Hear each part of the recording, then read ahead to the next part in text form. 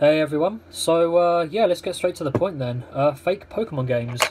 Now, I'm not really too knowledgeable on Game Boy Advance collecting. I know what to look out for, what to expect, that kind of thing. A little bit of the history of the Game Boy Advance kind of range. I've got plenty of the consoles myself, like a million Game Boy Advance SPs, the original Game Boys, and even a couple of micros myself. So I kind of know what to look out for, but my kind of main area in terms of Game Boy Advance collecting is just the Pokemon games. I've got all of the Pokemon games box complete, all of that crap. However, the only one I was missing was actually a copy of Pokemon Leaf Green. I did manage to find for about £25 the box with all of the inserts, manual, all that stuff in really good condition, as well as the Wi-Fi adapter, unused VIP stars, everything that I really need, but without the game. So for £25 for just the box, it's worth buying, I think, in that case. I don't mind spending a little bit more just to get the actual cartridge itself, maybe a tenner or so. But yeah, that's kind of what the issue was. So I got everything complete. The only thing I needed was to actually find a European cartridge to put inside that box to complete, Pokemon Leaf Green. And that's where I went onto eBay and, was looking around to try and find some good deals on Pokemon cartridge games. Again, primarily Pokemon Leaf Green, because to fill the box. This led me to realise there's a pretty big problem with eBay selling and Pokemon games. While eBay does actually have a lot of guidelines for those who may not know what to look out for, there are some instances, actually I say the majority of the instances from what I can see from the sellers on eBay at the moment, where fake Pokemon games are incredibly hard to spot, to the point that even someone like myself who does know, at least a fair amount of Pokemon Game Boy Advance collecting can even be fooled by something like this. It wasn't until I researched a little bit more I realised, yeah, I'd actually bought 2 fake Pokemon games. So the first kind of warning sign that I saw was the person was selling these two. It was a bundle, and they have multiple of this bundle. So Pokemon Leaf Green and Pokemon Emerald version for £12 each, £12 together actually. So it's about £6 per game. Already that's a problem. But I thought, fuck it, I'll just give it a go anyway. I already know I'm going to get a refund on this because, well, they're fake.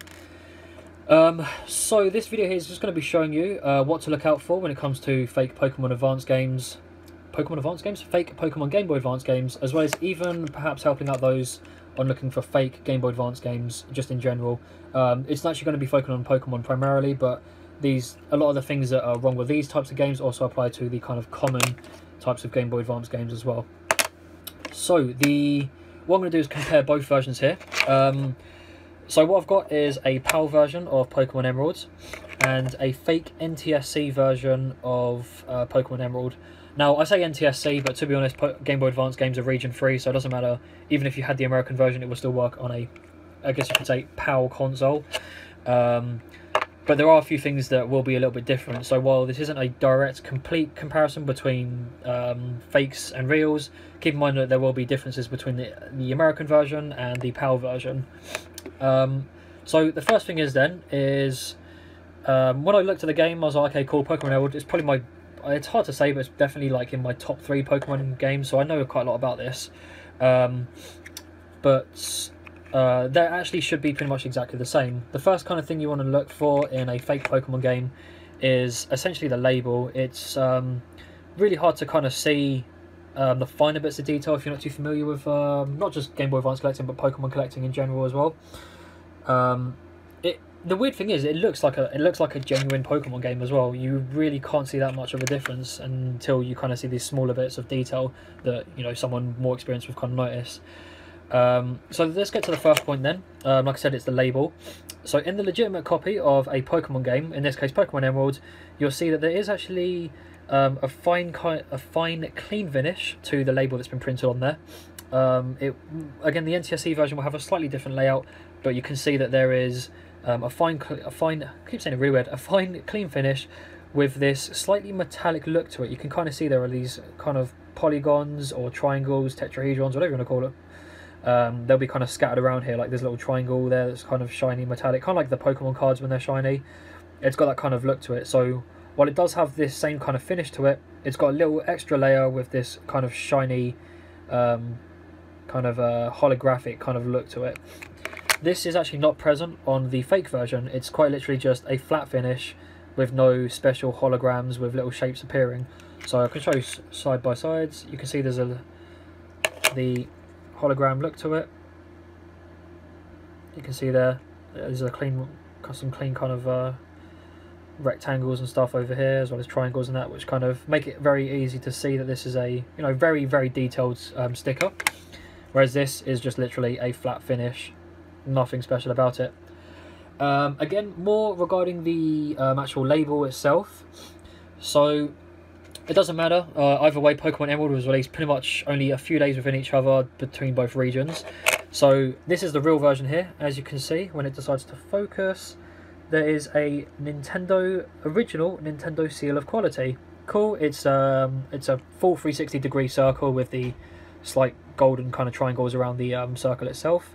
If I just focus it in here. Nope, that's about as far as it goes. Never mind.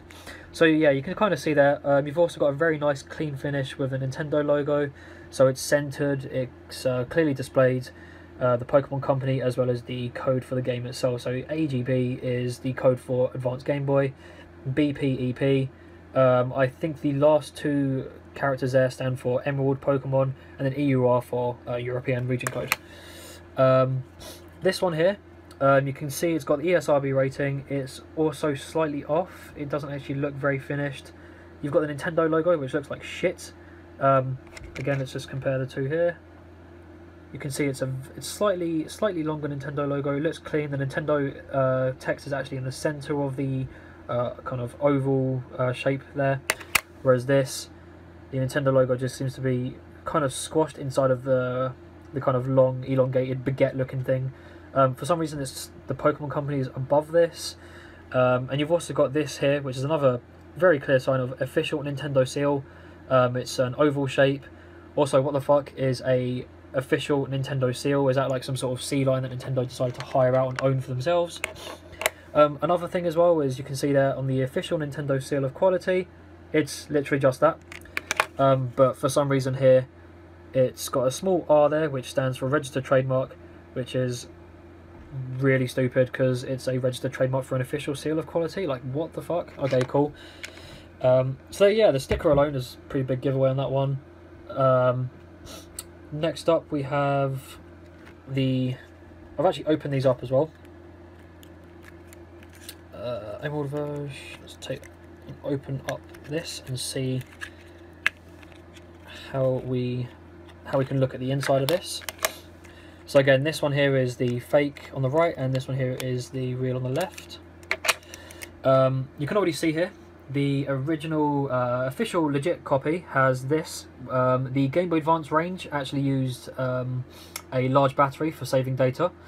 Let's also take a look at this bit here as well. You can kind of see that the PCB has these. You've got the reading chip down here, so you've got the gold, which connects to the Game Boy Advance's gold port, which is then reads the data from. And then on the back we then have this part up here as well as the back of the chip also has this. So that's the way that it looks there. And again, the battery is a very clear sign. And on the fake we have a jumbled up mess of just shit, to be honest. It's kind of hard to get out, a little bit awkward, shouldn't be like that. But then it's fake. This here has a large, I forgot the name of this damn thing, a large chip here. It's got some sort of like meningitis spot stuck there. I don't know why that would be. This is, I think, due to the memory and also the battery that it has as well. Let's also have a look here. We've got some random Korean writing here on the sides. Yeah, we've got Japanese writing, version 8, Korean, oh no, not Korean, Chinese, and some shittily stuck on label as well, where it says Koryaku, which, what the fuck does that mean? Another thing to look out for on these fake games is they've gone for a lot of effort over the years now. We have the copyright 2002 Nintendo, AGB, and this. This can also be seen inside other Game Boy games. All of them have it if they're officially licensed by Nintendo. However, they've gone a little bit one step further, and they've actually managed to put this on here. But there's obviously a couple of things that are wrong with this. You can actually see these. So here's an official copy of Pokemon Fire Red. You can actually see this already, where if you angle it just right, you can actually make out the text that's in there. So you can actually make out this 2002 Nintendo, or in this case 2004. It may be a little bit different depending on the game, but there you go. You can just about see it. You can actually see the Nintendo text, just along the side behind the back of the gold connectors. This goes for every single Game Boy Advance game. So here's Advance Wars 2. A little bit hard to see there, but it is actually in there, and that's one thing to look out for. But because they've gone that little bit further on the fakes, this would actually most likely catch you off. So that's why you kind of have to look at the games themselves a little bit deeper than that. Without having to take apart the cartridge, like I said, an easy thing to see is just to flip it around to the back. So if we put these back into the fake one and the real one, so we've got a fake one here and the real one here. Just from flipping the games around, you can already see this one here. You can see the connectors.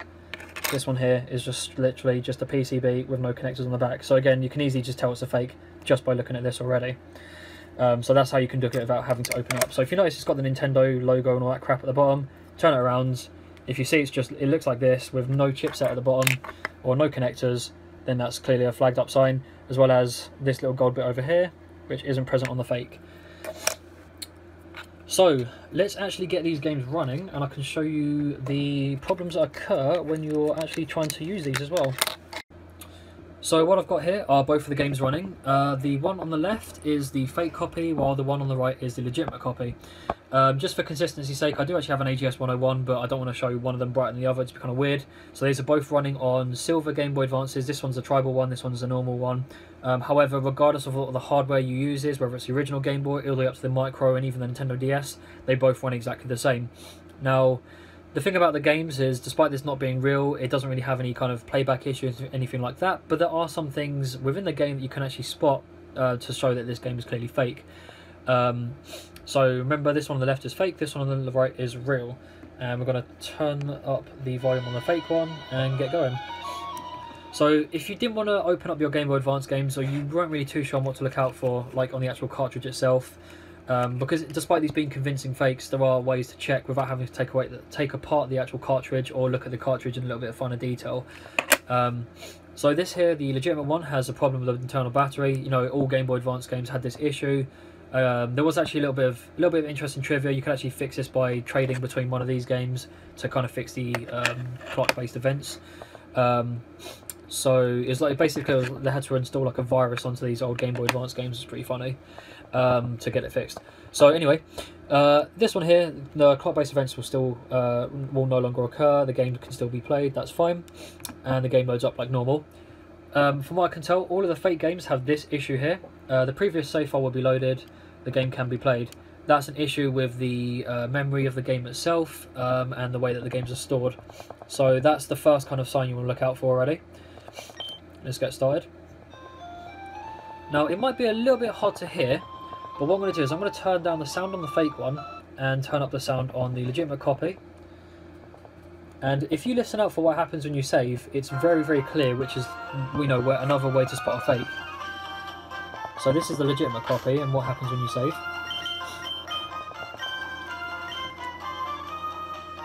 You want to save?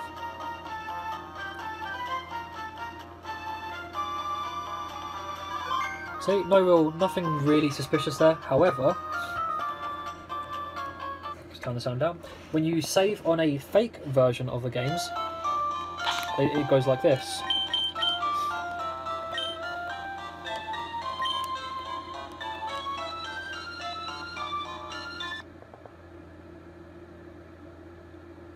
There you go, and then it kicks back in. So that's another way of saying that, showing that you can see that the game is fake. This happens every single time that you save. It will do this strange part where it's writing to the memory and causes the entire game to stop. So just be on the lookout for those kind of things as well. So it's just saved there, and it's now decided to say fuck it, let's take a break. That is a very, very key point there. Again, keep in mind we are dealing with Nintendo. They're going to check these kind of things. They wouldn't ship a game if it did something like that anyway. So another thing is, these games were also listed on eBay under the details description even that they would have hundreds of hours played, and yet this actually was shipped to me with the playtime of 0.00. So as soon as they did it, they started, and they all have the same name as test. Something that's interesting as well is, like I said, I was actually given a duo pack for this. It also came with a copy of Pokemon Leaf Green, the one that I was initially going for. So this is a Game Boy Micro, and I'm going to show you, this also has the exact same problem as well as the fake Pokemon Emerald. It's also not loading. Do the trick of blowing it onto a cartridge, which is actually bad because it damages the actual hardware itself, but it's that weird kind of placebo effect that we all do and causes it to work anyway. Okay, so similar to before, this will then say the same thing. The previous save file, will always turn the brightness down a little bit. The previous save file will be loaded. Again, it's got a test of 0000. Let's turn up the sounds, and we're also going to save the game as well. And listen out for the music again.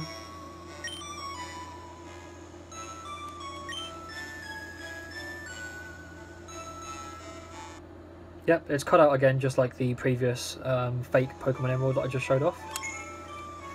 And again, we can also just double test this as well with something like the legitimate copy of Pokemon Fire Red, which won't have this issue because it's a legitimate copy. So this is another way of just testing the games. If you didn't want to open up the cartridge, you didn't have a look at the back of the games and see, you know, and finer detail, does it have the battery, that kind of thing anyway. So this loads up fine. Okay. I forgot about this bit. I do actually quite like this, that little bit of detail in these games.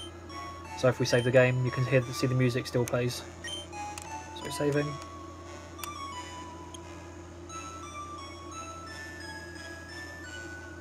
Yep, and you couldn't even tell that the game had stopped. So yeah, be on the lookout for these kind of things.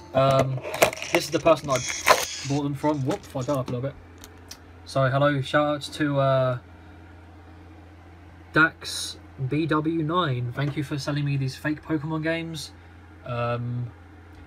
And also be on the lookout for eBay sellers that are selling all these, because these are actually very, very common. These fake listings for Pokemon games as well. You can kind of see here, doesn't have the battery. You can see this one here. Well, this one's actually Spanish. If people with these kind of listings, let's also have a look at some more. So yeah, they can tell this one's here is fake as well. It's a tenner. It doesn't actually have the. Oh, let's zoom in a little bit there. This doesn't have. You know, it's got the same kind of markings here. The Nintendo logo is a bit screwed. It's got emboldened kind of font, a registered trademark for the seal of quality. Okay, cool. There's no emboldened, no embossed print manufacturer print number, which I didn't actually show off. I'll actually quickly show that off now. Something I forgot to mention. So something about a lot of the Nintendo games, actually every game that's printed on these video game libraries, they will have an embossed print run. So let's move this down. So what we've got here is just the fake one, nothing special in there. However, on the legitimate copy, you can see there's a small number that's emboldened onto there, so you can see 19. That's the print run of the games themselves. That's another way to check out for these kind of fakes as well. So if we go back and have a look and check out the other fake listings that we've got here. So this is this is the same person, DaxBW9, who's selling fake Pokemon games. This is a genuine one as well, which is good. Let's check if this is a genuine PAL version.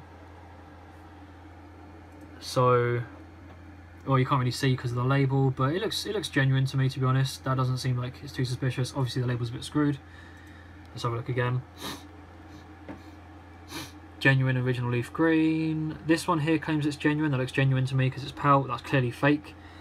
Let's have a look. This person's here selling it as a genuine cartridge.